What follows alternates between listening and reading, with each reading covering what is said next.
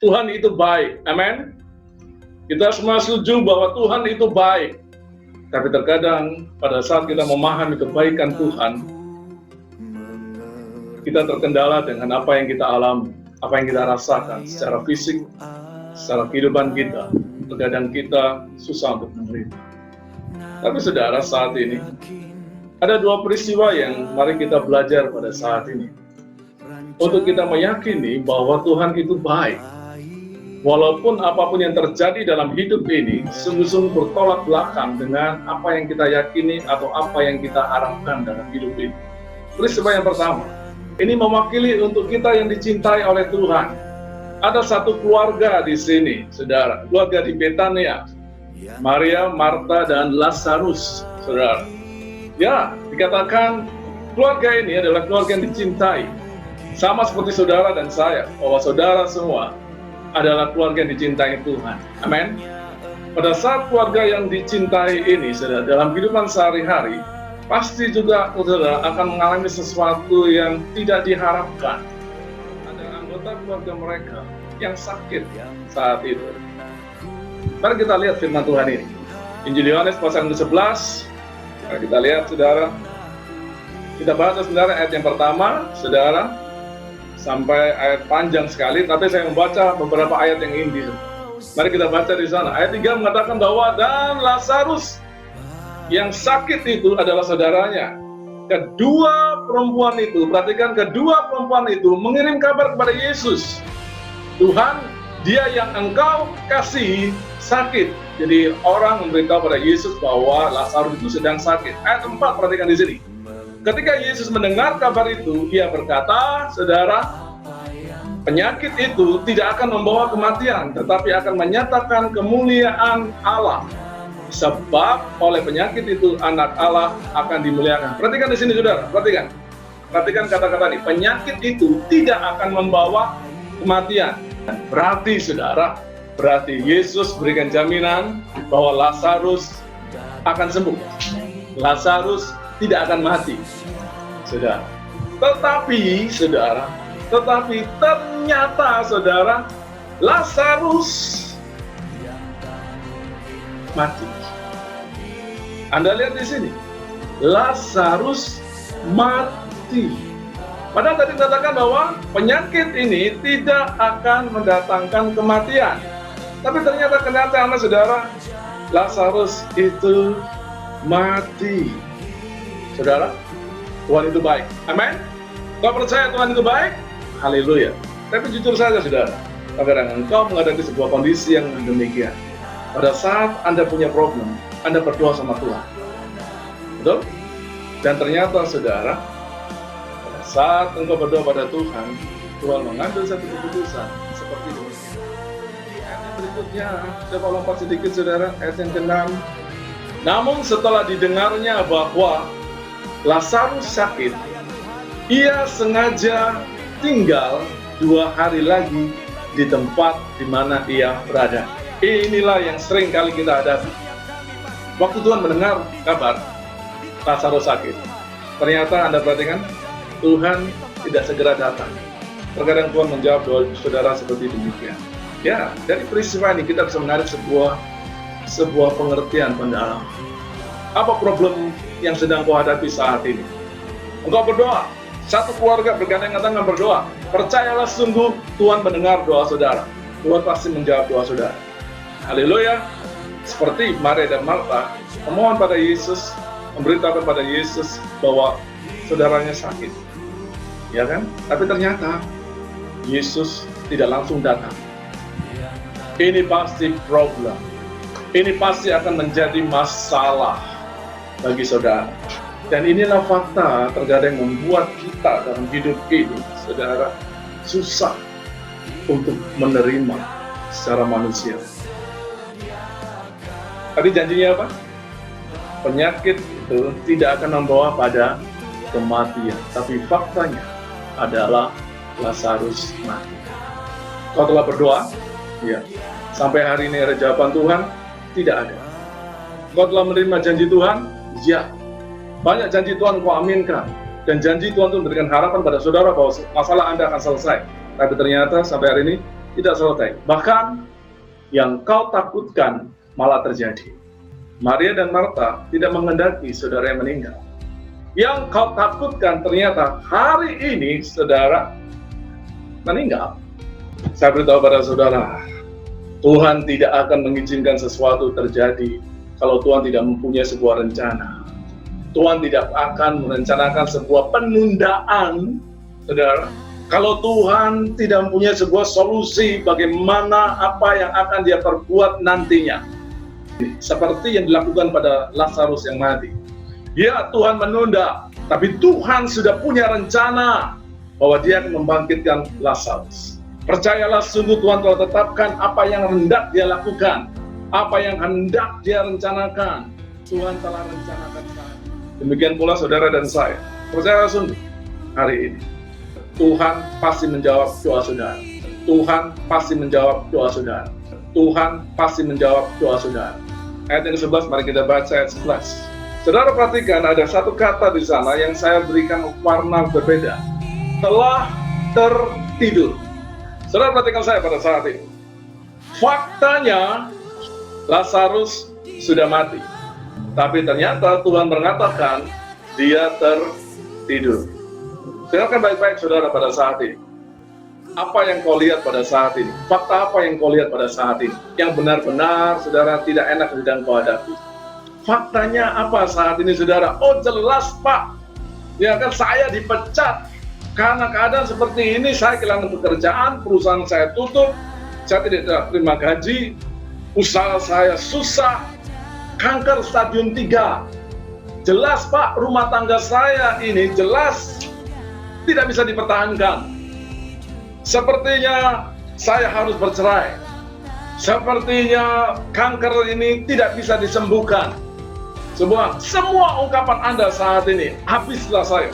Saudara, itu semua ungkapan-ungkapan saudara semua. Ungkapan-ungkapan kita semua. Tapi saat ini ada kabar baik bagi saudara. Semua apa yang ungkapkan, semua persoalan saudara saat ini. Dengar, Tuhan mempunyai ungkapan yang berbeda pada Anda.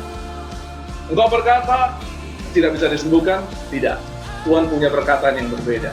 Engkau berkata, hidupmu susah? Tidak. Tuhan mempunyai ungkapan yang berbeda untuk keadaan. Hari saat ini, angkat tangan saudara, saya baca saudara berdoa saat ini. Saya belum selesai berkhotbah. Angkat tangan kanan saudara, taruh tangan kiri saudara di hati saudara saat ini. Mari saat ini saudara, apa yang sedang kau hadapi saat ini? Fakta apa yang sedang kau hadapi saat ini? Oh ya Tuhan, saya susah. Ya Tuhan, saya tidak punya apa-apa. Jelas, kanker ini tidak bisa disembuhkan. Oh, saya rugi besar saat ini. Saya kehilangan pekerjaan. Dengarkan saudara yang kasih Tuhan. Angkat tanganmu tinggi-tinggi. Tuhan berbicaramu berbeda.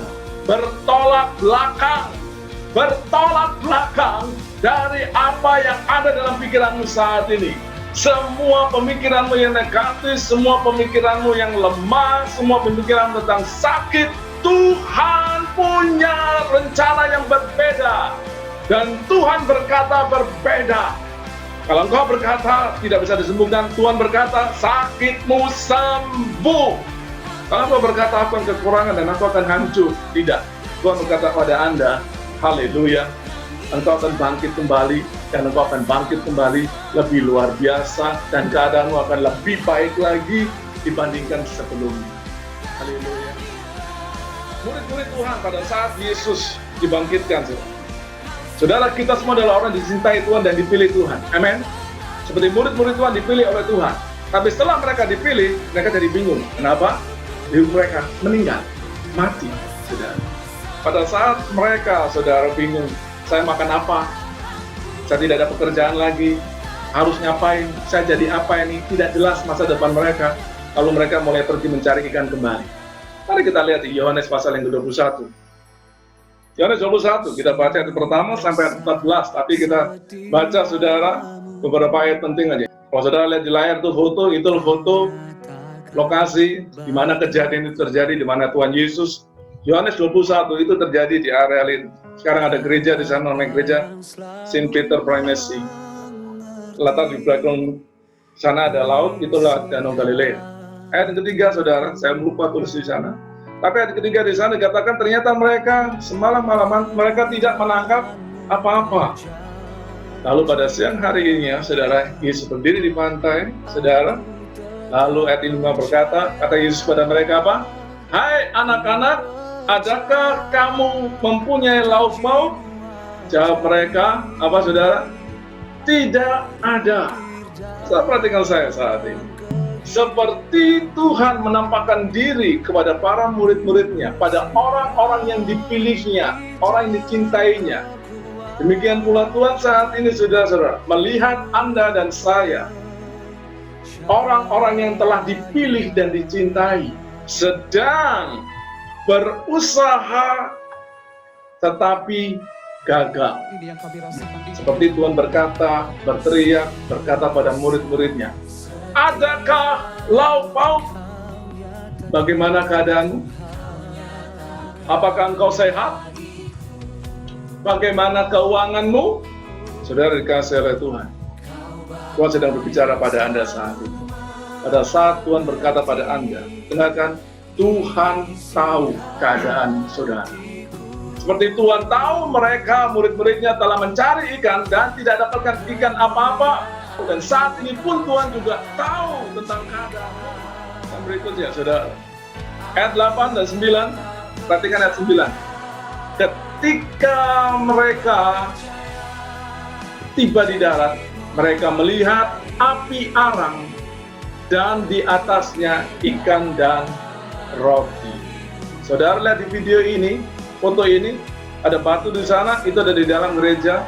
Di batu inilah saudara, Tuhan Yesus mempersiapkan saudara roti dan ikan. Dia memanggang, dia membakar, dia mempersiapkan makanan untuk murid-muridnya yang ada di atas perahu yang tidak dapat ikan semalaman. Lihat di sini saudara, Tuhan bertanya, apakah ada lauk pauk?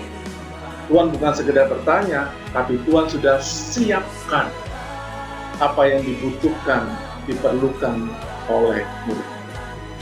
Tadi Tuhan bertanya pada saudara, bagaimana keadaan? Pada saat Tuhan bertanya pada Anda, saat ini Tuhan sudah siapkan yang kau butuhkan. Haleluya. Sudah ada. Sebagai ayat yang terakhir, saudara, pada saat Yesus datang kembali ke rumah Maria dan Marta, perhatikan saya garis besar warna hijau. Percayakah engkau akan hal ini? Saudara kasih Tuhan, apakah engkau percaya saat ini bahwa Tuhan mampu untuk melakukannya? Mari saudara saat ini dikasih oleh Tuhan, siapkan hati saudara saat ini sungguh-sungguh. Tuhan bertanya pada saudara, apakah engkau percaya saudara? Apakah engkau percaya saat ini bahwa Tuhan sanggup melakukannya? Tuhan bertanya padamu saat ini, adakah lauk pauk?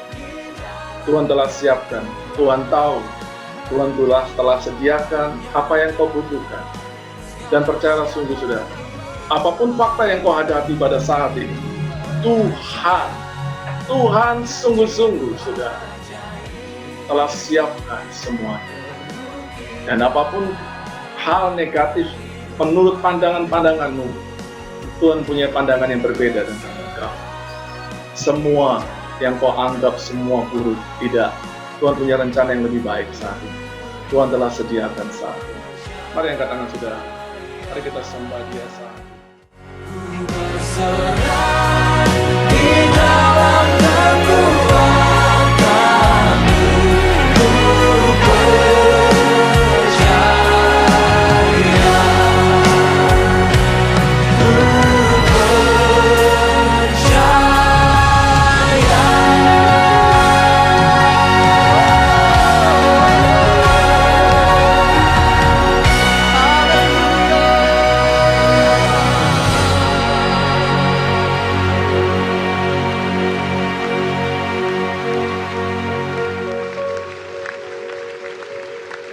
Selamanya